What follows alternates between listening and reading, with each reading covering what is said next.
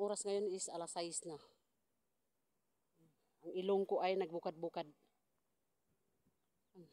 Doon na yung si Indiano. Oh.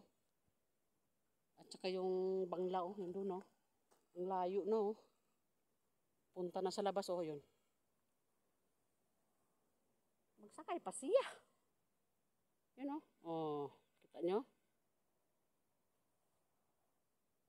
Kasi may pagkain na mga aso eh. At saka sa mga manok. Dinala namin.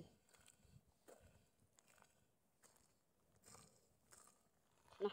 Walang oras na mag-uwi.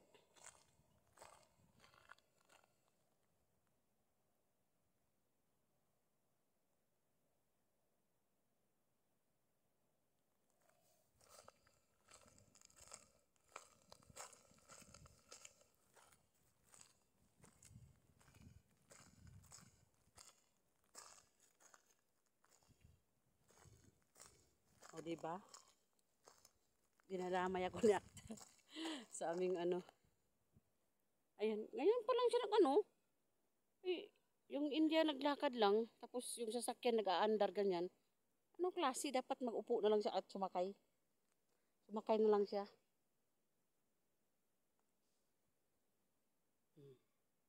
Minsan maabutan ako ng dilim dito. Kasi gusto ko itong ano, lugar para makapahinga ng maayos yung isip mo. Oh, hindi yung para nasa loob ka lang lagi. Loob ng bahay. Makaano din. Makahilo.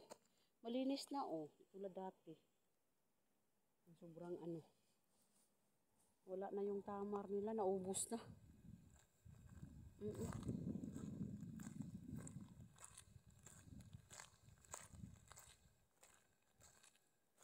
Maganda sana dito kapag ano. Sabi ko ng amo ko na dito tayo matutulog. Ayaw niya. Natatakot din siya dito. Kay wala daw mga ano. Wala daw mga gate.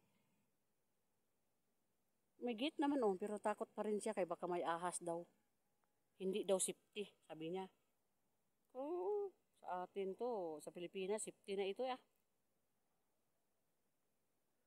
May mga ano naman dito sila. May mga pusil naman. Safety pa rin. Kaso lang matatakot sila kahit sa uod. Yung mga langgam dyan, matatakot talaga sila. Kahit huni ng ano. Aso.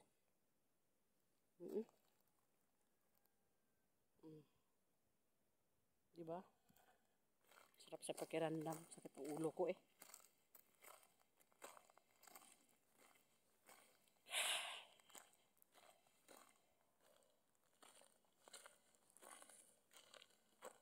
Content niya ako ba sa ibang lahi? Oo. Ilang bisis na kami nag-content dito, dalawang bisis na. Pinasabay niya ako. Mandami niyang views doon sa ano, sa kanyang account niya na ano, TikTok at saka sa Reels niya.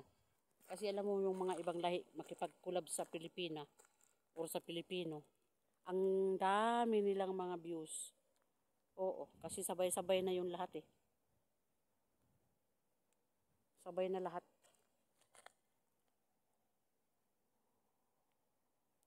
Ganitong farm mo.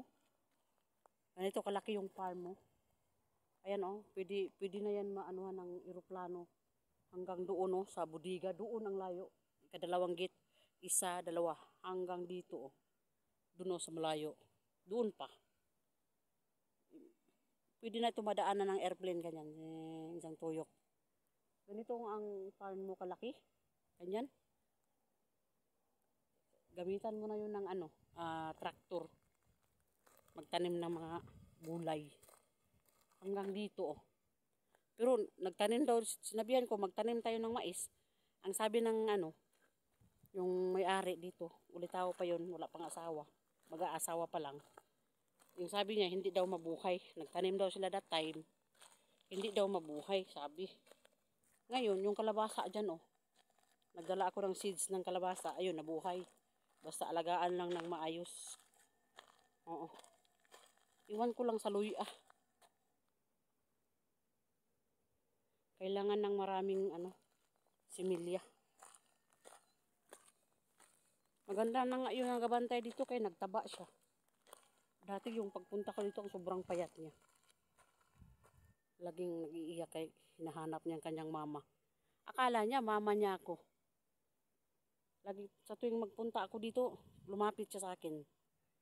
Pero hindi siya pwede na magsasalita ng ano, kay pagalitan man siya, kay lalaki siya eh. Oo, nagkaparehas daw kami ng ano daw, kamukha ko daw yung nanay na. Ang ganda na nila. Samantalang ako, buti na lang yung ilong ko, kinakagat ng langgam. Pag hindi na makahinga. Sobrang liit. Ang haba ng ilong ng nanay niya. Sabi niya, para daw akong ng nanay. Siguro sa katandaan ng nanay niya, nagkaparehas sa akin. Sabi niya, ang mukha ko daw. Paano naging parehas? Wala na, nakabuhi na talaga siya. Ginano na siya ba, napasukan ng ano. Namimiss talaga niyang pamilya niya. Punta ko doon, magkuha ko tamar. Ganda ka ng tamar doon.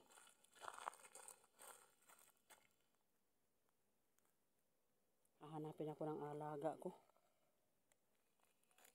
Nandoon man yung apo niya.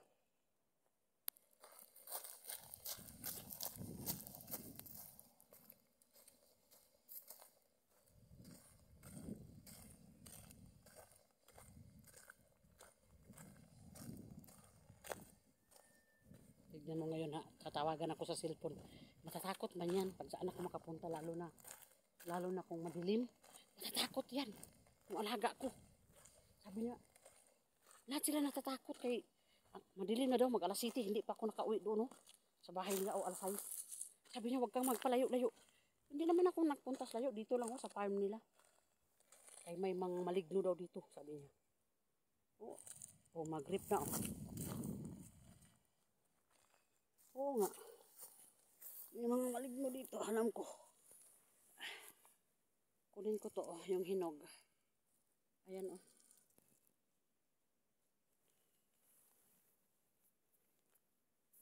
Inayos talaga nila oh. Dito nila ginaano. Mahirap man tanggalin oh. Oo, mahirap tanggalin. Ito. Kaya hindi ako marunong magbalik. Ayan oh. Doon sa kabila, hinog na talaga. Sa baba lang siya kunin. Ayun na.